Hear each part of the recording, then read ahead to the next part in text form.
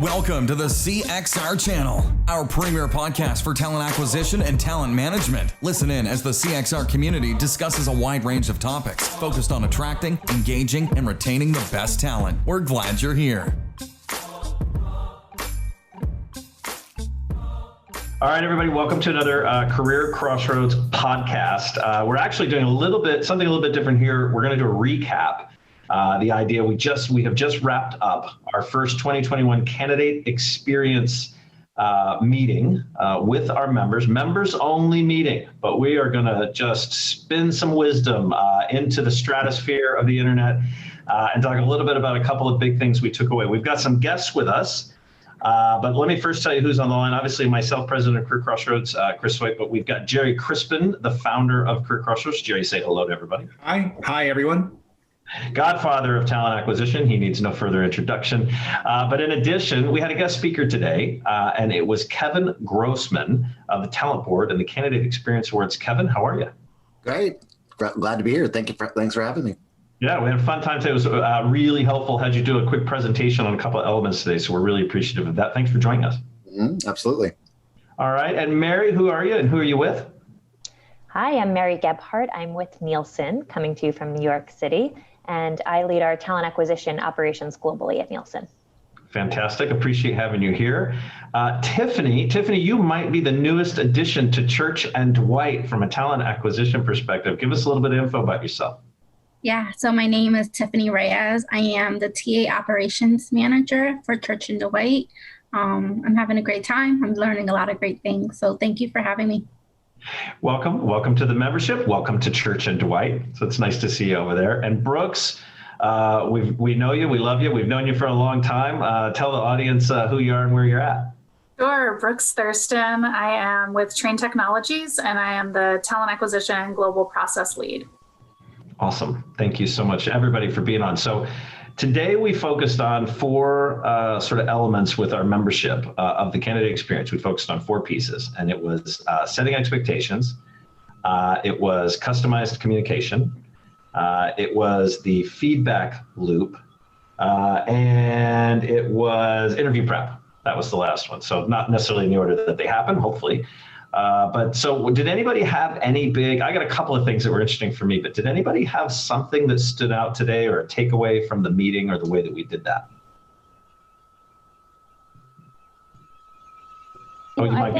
I think from a candidate experience perspective, a lot of the things that we talked about today, we've talked about on our team. But what came out to me was being able to serve as an advocate to the business and to our leadership teams and our stakeholders to make sure that our recruiters have rec loads that are realistic to be able to have a lot of these things and to add a lot of these things as a part of the candidate experience, to deliver that feedback, to set those interview expectations. It's really going to be a requirement in order for us to add those to our experience. Yeah, it's definitely a call out. Brooke, I can see you're dying to say something. I was just going to say, I loved the collaboration and, we're all in the same boat. We're all fighting the same fight. And really just hearing some of the amazing ideas that people have come up with. And Marie, to your point, I think we keep asking our recruiters to do more and more, yet we're just, we're piling more on them and expect the candidate experience to still be amazing.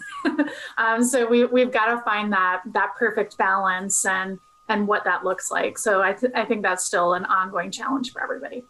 Yeah, Brooks, I think there's a support element that I think has been constant for years. And that phrase we love to use in talent acquisition, it's never boring, right? It's never boring around here. It just means, oh my God, we're drowning. So, Tiffany, how about yourself? I actually really enjoyed, not that we didn't all know this, I think I enjoyed the business impact, right? Tying everything into the consumer, being now in consumer goods and being able to understand the purchasing power and how if we get the candidate experience wrong, that was really impactful for me to be able to take back and have. And this isn't only a recruiting, like we're not the only stakeholders here, the businesses. So that was something that I can take back. So I really enjoyed that.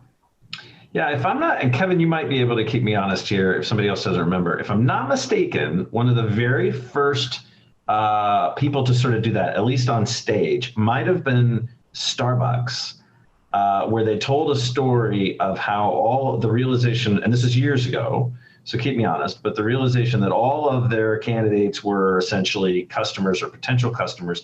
And if the average Starbucks customer purchased, a $3 purchase from them when they visited the store or their little brick and mortars, then pissing off the candidate who says, I'm now going out of my way to no longer buy your product. If they just had 9%, 10% of the candidates get that upset, it could ultimately cost Starbucks millions. Did I get it right? Is that the first? Is there a more impressive story to put that together? No, I think Kat Drum was was there at the time. Yep. I think she was doing pieces of this calculation and then just throwing it up at the leaders that we need to be able to do that. And fortunately, they had the kind of culture that the leaders get it pretty quickly in relation to that, because they are doing some pretty progressive things for their employees.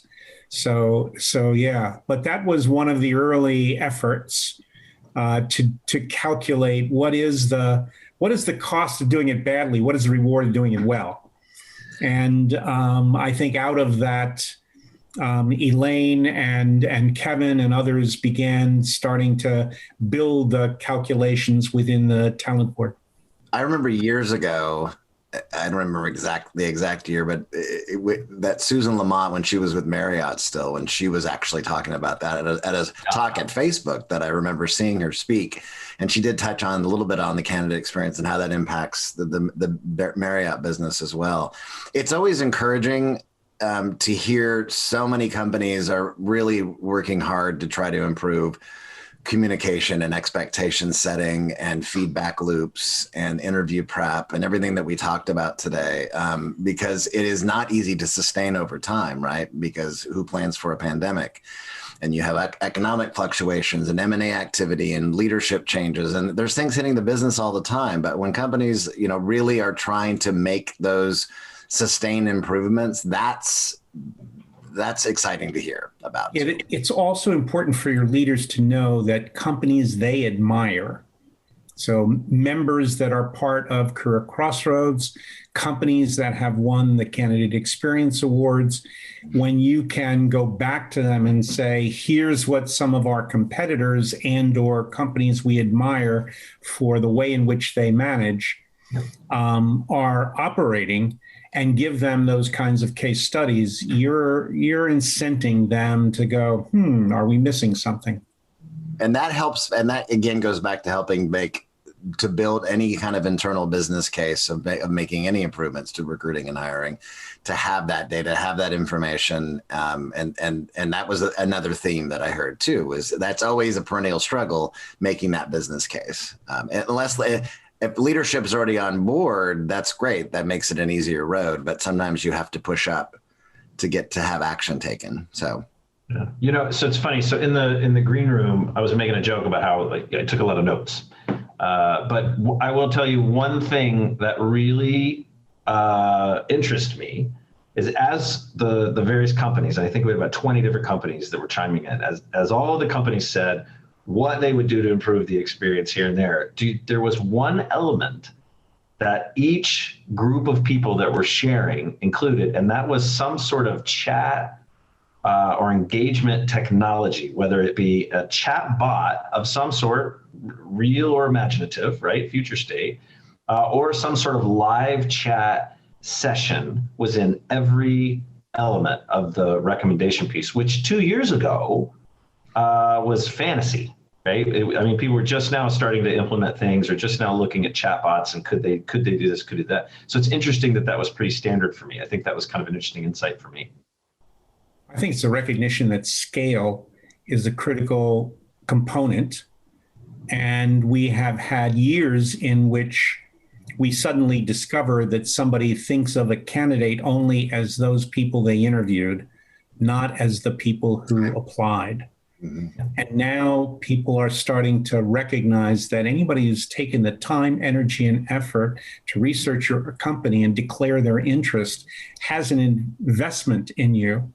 And their experience is going to be important as well.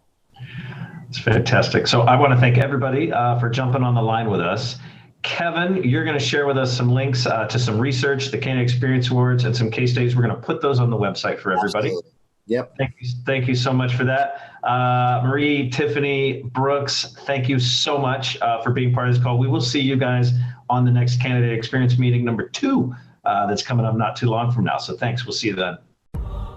Thanks for listening to the CXR channel. Please subscribe to CXR on your favorite podcast resource and leave us a review while you're at it. Learn more about CXR at our website, cxr.works, facebook.com and twitter.com/careercrossroads, and on Instagram @careerxroads. We'll catch you next time.